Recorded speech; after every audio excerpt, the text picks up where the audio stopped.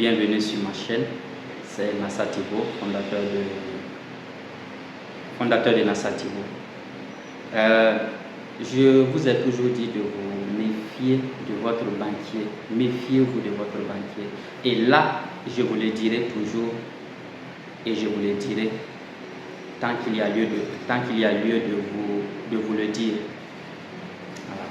Méfiez-vous du sourire que vous voyez derrière le comptoir de votre banque.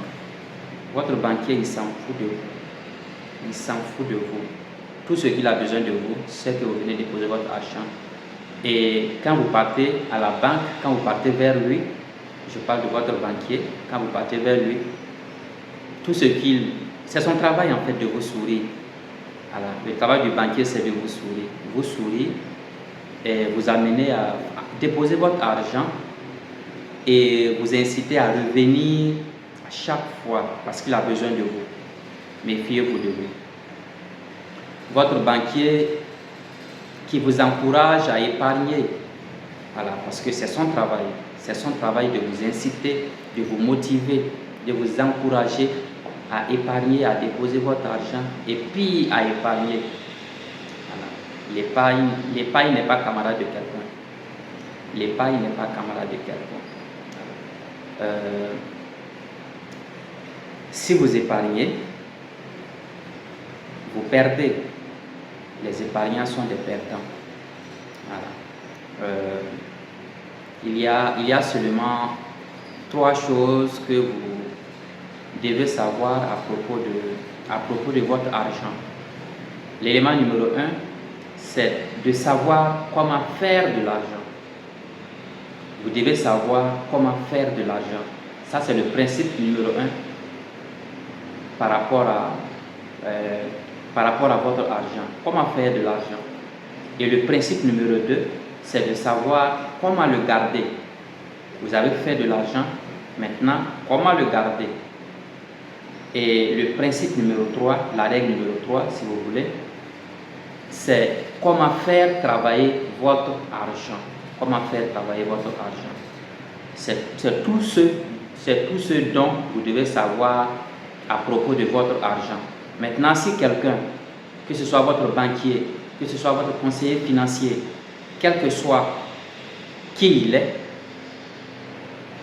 s'il vous dit il faut épargner, c'est un mauvais conseil. Épargner est un très mauvais conseil. D'accord? Donc, ces 3 règles, ces 3 règles fondamentales sont d'ailleurs les trois seules, je vais dire, les 3 seules règles en matière d'argent. Comment faire de l'argent, comment garder son argent et comment faire travailler son argent, comment fructifier son argent. Si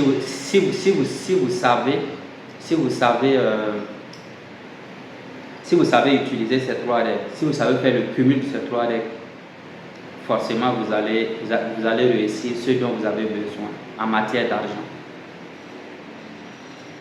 Mais aujourd'hui, il y a une chose qui est devenue très courante, c'est l'épargne. Et puis voilà, les institutions bancaires nous incitent, les institutions bancaires nous courent après pour nous dire il faut épargner, il faut économiser. Alors, aujourd'hui, on remarque qu'il y a plus de comptes d'épargne chez les banquiers que de comptes courants. Voilà. Il y en a plus parce que une personne qui ouvre un compte courant peut affilier à ce compte-là plusieurs comptes d'épargne. Épargne famille, épargne maladie, épargne investissement, épargne. Et les banquiers nous encouragent à cela parce que eux, ça les arrange. Ça arrange votre banquier que vous ayez plusieurs comptes d'épargne. Je vais revenir prochainement, je vous reviendrai prochainement par rapport à ça. Qu'est-ce que le banquier gagne? Qu'est-ce que votre banquier gagne en vous faisant créer un compte d'épargne? C'est un business, tout simplement. C'est un business qui se cache derrière. Les comptes courants, ça leur apporte de l'argent, ça apporte de l'argent aux banques, mais les comptes d'épargne apportent plus. Voilà pourquoi vous allez voir votre banquier ou bien vos banquiers vous courir après épargne, ouvrez un compte d'épargne. Tout en vous faisant savoir, tout en cherchant à vous convaincre que le compte d'épargne, c'est ce qui va vous sortir de votre misère, c'est ce qui va vous sortir de votre galère. En réalité, non. En réalité, c'est non. Voilà. Votre banquier vous ment. Votre banquier est en train de vous conduire tout droit vers l'abattoir parce que ce n'est pas la meilleure solution. Vous avez travaillé dur pour obtenir votre argent. Ça, c'est la première règle du processus financier. Vous avez travaillé dur, vous avez obtenu votre argent.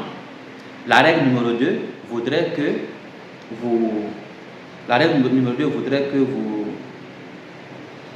vous sachiez comment garder cet argent. Et pour garder cet argent, il y a une règle. Il y a plusieurs méthodes. Mais garder votre argent, ce n'est pas le garder en banque. Non, je suis désolé, ce n'est pas le garder en banque. Garder votre argent, c'est de savoir faire un budget, c'est de savoir réduire ses dépenses. Voilà. Réduire ses dépenses et puis voilà. Il y a toute une conduite à tenir par rapport à ça. Je vous reviendrai aussi sur les détails. Voilà.